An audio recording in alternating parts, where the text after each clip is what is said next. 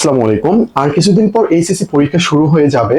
তো পৌরনীতি, সুশাসন, সমাজ বিজ্ঞান, ইতিহাস, এই যে সাবজেক্টগুলো রয়েছে, এই সাবজেক্টের যে সৃজনশীল কোশ্চেন বা অনুধাবনমূলক কোশ্চেন বা জ্ঞানমূলক কোশ্চেন, যেটাই বলো না কেন, এই কোশ্চেনগুলোতে যদি আমরা কোনো উক্তি দিয়ে শুরু করতে পারি অথবা কোনো একটা টপিক্সের সাথে মিল রেখে আমরা উক্তি দিয়ে শেষ করতে পারি, তাহলে তোমার প্রশ্নের মানটা অন্যান্যদের চাইতে অনেক বেশি উন্নত হয়ে যাবে। অন্যদের নর্মাল ভাবে লিখছে, তুমি একটা উক্তি দিয়ে শুরু করছো ওটার সাথে মিল রেখে, তাহলে কিন্তু অবশ্যই টিচার একটু অন্য নজরে দেখবে যে না, এই স্টুডেন্ট এই সম্পর্কে অনেক ভালো জানে, অনেক ভালো জানে সে। যখন তুমি উক্তিটা দিয়ে দেবা তখন অটোমেটিক তোমার দিকে তার পজিটিভ একটা ধারণা চলে আসবে যে না, ওকে ঠিক আছে, এই স্টুডেন্টটা ভালো, এই উক্তিতে শুরু করছে, তার মানে ওই সম্পর্কে সে ভালো কিছু জানে। তো আমরা আজকে 30টা উক্তি সাজিয়েছি। এই 30টা উক্তি তুমি এলোমেলো ভাবে পরিণীতি, সুশাসন, সমাজ বিজ্ঞান বা সমাজতত্ত্ব, ইতিহাস সবগুলোতে ব্যবহার করতে পারবা, সবগুলোতে ব্যবহার করতে পারবা। তো চলো আমরা উক্তিগুলো একটু দেখি। উক্তিগুলো তোমাকে মুখস্থ করতে হবে। এই স্লাইডটা তুমি নর্মালিও পেতে পারো, আমাদের এখানে স্ক্রিনশট দিয়ে স্ক্রিনশট দিলেও হবে, সমস্যা নেই। আমি সরে যাচ্ছি, তুমি একটা স্ক্রিনশট দিয়ে নাও আগে। ওকে, তো দেখো এখানে আমি কি করেছি, আমি তোমাদের বাংলা ও ইংরেজি দুইটা একত্রে দিয়েছি, দুইটা একত্রে দিয়েছি। যারা ইংলিশ মিডিয়ামের আছো বা অনেকেই চায় যে ইংলিশে একটা উক্তি দিলাম, এটা কিন্তু দেওয়া যায় নর্মালি, কোনো সমস্যা নেই, কোনো সমস্যা নেই। উক্তির ক্ষেত্রে তুমি ইংলিশে দিলে এটা আরো ভালো অ্যাপ্রিসিয়েট তোমার জন্য, আরো ভালো। এটা কোনো সমস্যা নেই। তার একটা কোশ্চেন লিখতেছ, যেমন প্রথম কোশ্চেনটা হলো মানুষ স্বভাবত একটি রাজনৈতিক জীব।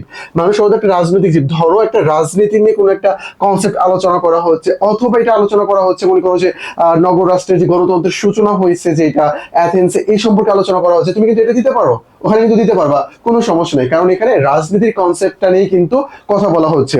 এখানকার 30টা উক্তি বিভিন্নটা বিভিন্ন সাথে সম্পর্কিত।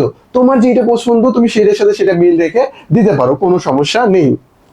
তারপরে দেখো, government of the people, by the people, for the people, কিন্তু আমরা সকলেই জানি। ধরো তুমি সরকার নিয়ে কোনো একটা কিছু লিখতেছো, সরকারের কোনো একটা কনসেপ্ট লিখতেছো, অথবা রাজনৈতিক দল সম্পর্কে কোনো একটা কিছু লিখতেছো, তখন কিন্তু তুমি এটা উল্লেখ করে বলে দিতে পারো যে রাজনৈতিক দলের, যে রাজনৈতিক দল যে সরকার গঠন করবে তার মেইন কাজটা কি থাকবে।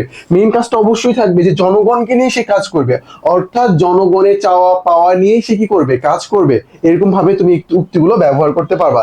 যেমন power tends to corrupt and absolute power corrupts absolutely. ক্ষমতা মানুষকে দুর্নীতিগ্রস্ত করে এবং চরম ক্ষমতা সম্পূর্ণভাবে দুর্নীতিগ্রস্ত করে। ধরো তুমি ক্ষমতা নিয়ে কোনো একটা কনসেপ্ট লিখতেছো, বা তুমি মনে করো যে স্বতন্ত্রীকরণ নিয়ে কোনো একটা লিখতেছো, যেখানে ভাগ ভাগ রয়েছে সবকিছু, তো এই টপিকস গুলো কিন্তু আসবে ঘুরে ফিরে, তুমি বিভিন্ন জায়গায় টপিকস গুলো খুঁজে পাবা। তারপর দেখো এখানে মানুষ স্বাধীন হয়ে জন্মগ্রহণ করে কিন্তু সর্বত্র যে শৃঙ্খলা আবদ্ধ, এই কোশ্চেন গুলো কিন্তু তোমার এমসিকিউ তে আসতে পারে। এই কোশ্চেন গুলো কিন্তু এমসিকিউ তে আসতে পারে। প্রথম প্রথম পড়ার সময় তোমরা কিন্তু বিভিন্ন উক্তি দেখবা আর কি। এই উক্তিগুলো কিন্তু এমসিকিউ কোশ্চেনও এসে থাকে, তাহলে এইগুলো ভালোভাবে পড়ে নিবা। অধিকারের সাথে কর্তব্য জড়িত, অধিকার সংক্রান্ত যে কোশ্চেন গুলো আসবে, এখানে তুমি এটা দিতে পারবা, কোনো সমস্যা নেই। এইভাবে একইভাবে আমরা কি করেছি, আরো 25টা রয়েছে, টোটাল 30টা আমাদের এখানে মোস্ট ইম্পর্টেন্ট উক্তি রয়েছে, যেগুলো তুমি স্ক্রিনশট দিয়ে নিবা, নিয়ে এগুলো পড়বা। যেমন knowledge is power, justice day light is justice day night, অনেক বিখ্যাত একটা উক্তি, অনেক অনেক বিখ্যাত একটা উক্তি। তারপর where there is no law there is no freedom, যেখানে আইন নেই সেখানে স্বাধীনতাও নেই। যখন তুমি স্বাধীনতার কনসেপ্ট নিয়ে লিখবা বা ল নিয়ে লিখবা, তখন তুমি মুক্তিগুলো দিতে পারবা, কোনো সমস্যা নেই এখানে। তারপর তুমি যখন সমাজ নিয়ে লিখবা, সমাজ সম্পর্কে লিখবা, তখন তুমি এগুলো দিতে পারবা। পরিবার থেকে সমাজ, সমাজ থেকে রাষ্ট্র, এই কনসেপ্টগুলো আলোচনা করতে তুমি এগুলো টানতে পারবা, কোনো সমস্যা নেই। Sociology is the science of society, সমাজ বিজ্ঞান হলো সমাজের বিজ্ঞান, এইগুলো কিন্তু তুমি ইউজ করতে পারবা। তারপর ধর্ম নিয়ে কথা বলা হয়েছে, রিলিজিয়ন ইজ দ্য আফিম অফ দ্য পিপল, ধর্ম হলো জনগণের আফিম। এইটা অনেক বিখ্যাত একটা উক্তি। এই উক্তিটা কার, এমসিকিউ তে তোমার আসতে পারে, এবং একটা সৃজনশীলের যে টপিকস নিয়ে কথা বলা হচ্ছে সেই টপিকস এর উপর তুমি করবা। তুমি যদি ইংলিশে মুখস্থ করতে পারো তাহলে তো মাশাআল্লাহ, যদি মুখস্থ করতে না পারো তাহলে তুমি বাংলার দিকটা দেখবা, বাংলার দিকটা দেখবা। ইতিহাস হলো শ্রেণী সংগ্রামের ইতিহাস, কার্ল মার্কস, মার্ক্সবাদ সবসময় কি করবে, শ্রেণী সংগ্রামকে প্রায়োরিটি দিবে। কার্ল মার্কস সবসময় কি করবে, তৃতীয় শ্রেণীকে সামনের দিকে নিয়ে আসবে। তো যদি কোনো কোশ্চেনে তুমি এই রিলেটেড ইনফরমেশন পাও, যেখানে এইগুলো তথ্য লিখতে হবে, তখন তুমি এই বিষয়গুলো উপস্থাপন করবে এখানে। আশা করি বিষয়টা তোমাকে আমি বোঝাতে পেরেছি। তবে স্বাধীনতা হলো নিজের ইচ্ছা মতো কাজ করার সুযোগ। স্বাধীনতা তোমার তো অধ্যায়ের মধ্যে পড়ে আছে, সেখানে তুমি এই বিষয়গুলো নিয়ে আলোকপাত করবা। The ballot is stronger than the bullet, গুলি অপেক্ষা ব্যালট অধিক শক্তিশালী। যখন নির্বাচন, রাজনৈতিক দল নিয়ে কথা বলা হবে, তখন এটা বলবা। যখন আইন নিয়ে কথা বলে, কেউ আইনের ঊর্ধ্বে নয়, এই উক্তিগুলো তুমি ব্যবহার করবা। এখানে কোটেশন সুন্দর করে উপরে দিয়ে দিবা। Democracy is a mode of associated living, গণতন্ত্র হলো সম্মিলিতভাবে বসবাসের একটি পদ্ধতি। এগুলো ভালোভাবে পড়বা। Law is the command of the sovereign, আইন হলো সার্বভৌমের আদেশ। অনেক ইম্পর্টেন্ট উক্তি এগুলো, অনেক অনেক ইম্পর্টেন্ট উক্তি, অনেক অনেক ইম্পর্টেন্ট উক্তি। উক্তি দেওয়ার ক্ষেত্রে আমি তোমাদেরকে একটা কথা বলবো, ভুলভাল উক্তি দিও না, টিচার ওই সম্পর্কে অবশ্যই জানে। তো উক্তি দেওয়ার ক্ষেত্রে একটা কথা বলবো, যে ব্যক্তিগুলো অনেক বেশি পরিচিত না, যেমন কার্ল মার্কস, অ্যারিস্টটল, তারপরে প্লেটো, এই যে ব্যক্তিগুলো রয়েছে, এই যে ব্যক্তিগুলো রয়েছে, ইলিয়ট রয়েছে, এই ব্যক্তিগুলো সংক্রান্ত তোমরা কি করবা, উক্তি দিবা, যাতে তোমার ইজি হবে। টিচার আরে এটা তো অনেক ভালো পারে আর কি, তো পরিচিত উক্তি যেগুলো রয়েছে, এখানে টোটাল 30টার মতো উক্তি রয়েছে, যেগুলো ব্যক্তির সাথে সম্পর্কিত। অ্যারিস্টটল, কার্ল মার্কস, প্লেটো, যেই হোক না কেন, যে ব্যক্তিগুলো সবসময় আলোচনায় থাকে, এমন যে ব্যক্তিগুলো রয়েছে, এই ব্যক্তির উক্তিগুলো তোমরা দিবা।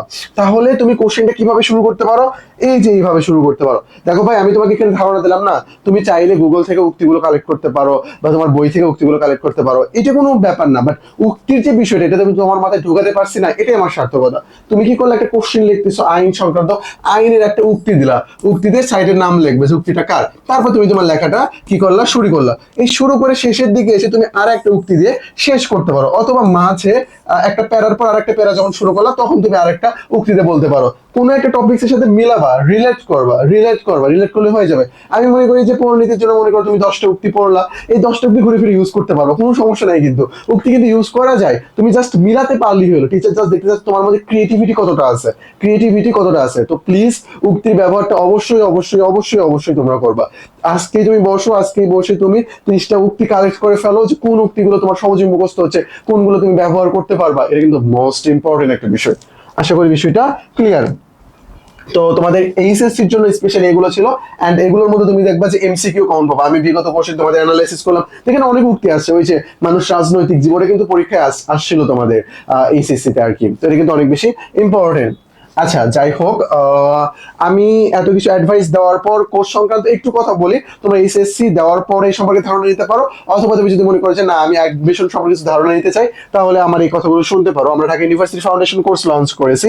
এই কোর্সে ভর্তি হলে তোমার ইংলিশটা টোটালি ভালোভাবে কমপ্লিট হয়ে যাবে। আর এইচএসসি পোলাপান যে সাবজেক্টে বেশি খারাপ করে, এটা হলো ইংলিশ। আর ইংলিশে খারাপ করার কারণে তারা জাহাঙ্গীরনগরে পরীক্ষায় দিতে পারে না, জাহাঙ্গীরনগরে তারা পরীক্ষায় দিতে পারে না। তো তোমার ইংলিশটা কভার করে দেওয়া হবে, অ্যান্ড তোমার এইচএসসি শেষ হওয়ার পর খুব দ্রুত আমরা টেনে অ্যাডমিশনের কোর্স টোটাল কমপ্লিট করে দেবো। এই কোর্সে ভর্তি হলে যতগুলো কোর্স আসবে নেক্সট, সবগুলোতেই তুমি ফ্রি অ্যাক্সেস পেয়ে যাবে, কোনো সমস্যা নেই। তারপর আমাদের সেকেন্ড টাইমার কোর্স রয়েছে, ইংলিশ ফাউন্ডেশন কোর্স রয়েছে, ঢাকা সেন্ট্রাল ইউনিভার্সিটি কোর্স রয়েছে। তোমার যেটা প্রয়োজন, ডেসক্রিপশন বক্সে ডিটেলস সবকিছু দেওয়া আছে, তোমার যেটা প্রয়োজন তুমি সেটাতে ভর্তি হয়ে যেতে পারো। আর জিকের জন্য আমাদের জিকে আলটিমেট সাজেশন বইটা রয়েছে, এই বইটা ফলো করতে পারো। অনেক সুন্দর করে বিষয়গুলো সাজানো আছে। জিকের ক্ষেত্রে একটা ব্যাপার হইলো, কতটুকু পড়তে হবে এটা জানা আসলে অনেক বেশি ইম্পর্টেন্ট। আর কতটুকু পড়তে হবে এটা জানার জন্য জিকে আলটিমেট সাজেশন বইটা ফলো করতে পারো। তুমি যে টাকা দিয়ে কিনবা, এটা কখনোই লস হবে না, তুমি জাস্ট বইটা পড়লেই বুঝতে পারবা। আর বইটার সাথে কিন্তু 100টা অনলাইন টেস্টও আছে, তো বুঝতে পারতেছো। ওকে, এই যে আমাদের টেলিগ্রাম নাম্বার, তোমার যদি স্লাইডের প্রয়োজন হয় তাহলে টেলিগ্রাম নাম্বারে নক দিও, তাহলে এই স্লাইডটা দিয়ে দেওয়া হবে। আশা করি বিষয়টা ক্লিয়ার। তো আজকে এই পর্যন্তই, আসসালামু আলাইকুম।